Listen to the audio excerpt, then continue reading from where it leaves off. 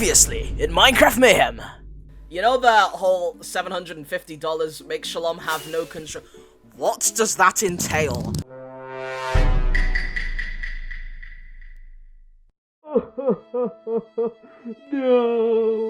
No, why, my child? Are you kidding me? No, they can't have. Why? You take my control, you take my game. What else do you want from me, huh? Huh, people? Although Kenzie's was bad to you, I tried to make him stop.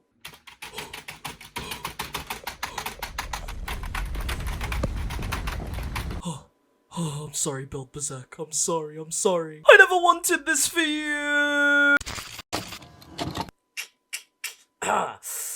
All of that just to tell you that Build Beserk is gone? Oh, why do I do this? Oh, and Elytra Ace is gone too. Hey guys, I'm Shalom G, and welcome to the Minecraft Mayhem Season 23 update video. It's been a long 2 months, but I promise you, you'll like our changes. I feel like I say this every time, but there's a lot to go over, so say it with me. I did not get a lot of sleep in the past few months. Well, where do we even start? You may like the small makeover that's happened across places in the lobby, such as the new look for the individual stands. You may also like the small UI changes, such as the display on the top of your screen here in the lobby. This shows the multipliers that crystals will have throughout the event, highlighting the multiplier that is currently in use, Using our fancy new colors. But Shalom, why are there 7 multipliers? Well, maybe it's because you'll now be playing 7 games instead of 6 during the event. The game chosen by the audience is still game 4, as it is literally the game at the halfway point. While there are only 7 games to choose from for now, there will be the opportunity for randomness through dodging games in the future, as we want to aim to still have 8 games in rotation. I wouldn't have had to mention that if you didn't get rid of Build Beserk. I'm fine. We'll start small. And by small, I mean starting with Rapid Racers, which has literally had changes to every single stage. Why is Ed Sheeran on my screen? Without spoiling much, here's a couple of snippets. There are changes here, oh, even here. We asked you guys on Twitter, and we heard you loud and clear. You guys clearly want Checkpoint Champions back. Even though it was meant to be a joke game for the Pride event, you guys seem to enjoy the revamp we gave the game. So, we gave it a makeover, we did some more stage balancing, and even added some terrain to add to the depth of the game. I mean, look at this. Not only did we let you guys decide this game's return, but we also gave you the chance to submit your own builds. Let's see if your favorite streamer will spot you in the event. Ballistic Bingo's actually going to remain as Sky Bingo. Instead of having a single boost with a cooldown, you now have single use boosts that stack up over time. There are also other UI changes, but we're gonna go away from Bingo because You don't get to see the map. because of how comfortable we are with multi-spleef, there have not been many changes to it. So, let's play 2 truths and 1 lie. There are no longer cooldowns on the Spleg launcher, and French Spleef has been deleted. It's gone.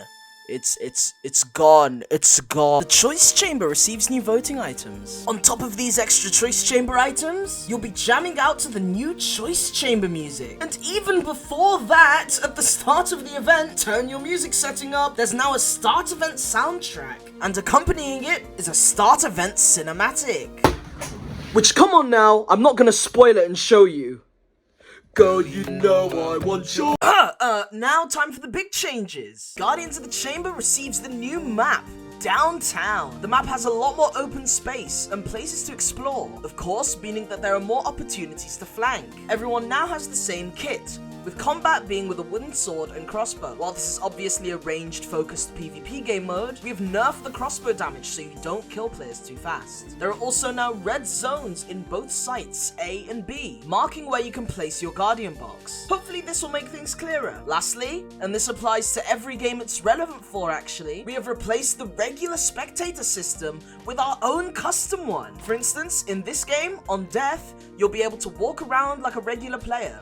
You'll be given a compass that shows a UI of players that you can teleport to while spectating. Sky Skirmish also receives a new map, this one being called Halo. Unfortunately, you won't find Beyonce here, but you will find a bunch more fighting ground compared to previous maps. This map is structured differently to how we've normally structured Sky Skirmish maps in the past. This is mostly because the game generates its own loot pools now. These loot pools can actually have custom items. For now, the only custom items you'll find are called a Gamer Sense, which makes surrounding players glow, and decay grenades, which get rid of blocks in a 5x5 area. Note that further towards the center you go, the better loot you'll find.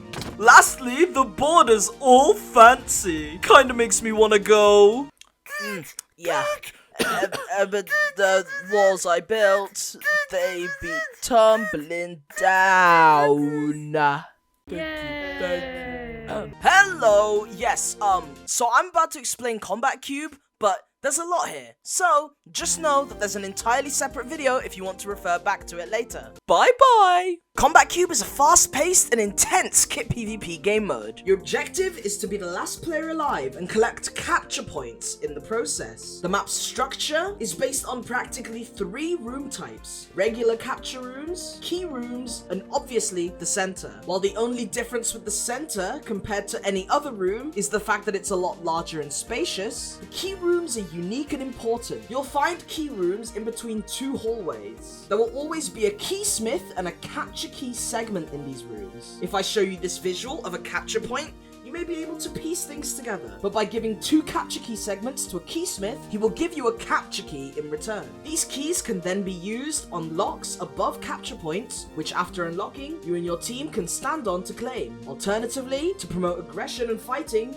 you can simply gain a capture key by killing opponents. So get every last kill, each and every one. Kits are a major part of the game. The kit you choose will really dictate how you want your playstyles to be. Some kits are passive, some are supportive, some are tanky, and so on. During each round, you're given time in your own team rooms to discuss what kits you want to choose. Note that you have to click on the NPCs to select a kit. Also, when you click on these NPCs now, you gain the items that the kit has, allowing you to preview the kit. Also note that 2 members on the same team can't select the same kit. What makes kit PvP in this game unique is the custom items that aid in combat. They range from simple healing ones in healer kits to literal lifesteal swords and self-explosion devices. While this game is a 3-round game mode, you have different kits for different rounds. So for example, you'll find in round 1, the kits aren't the same as the ones in round 2. Extra information you'll want to know is that if blocks surrounding a beacon, where a capture point can be,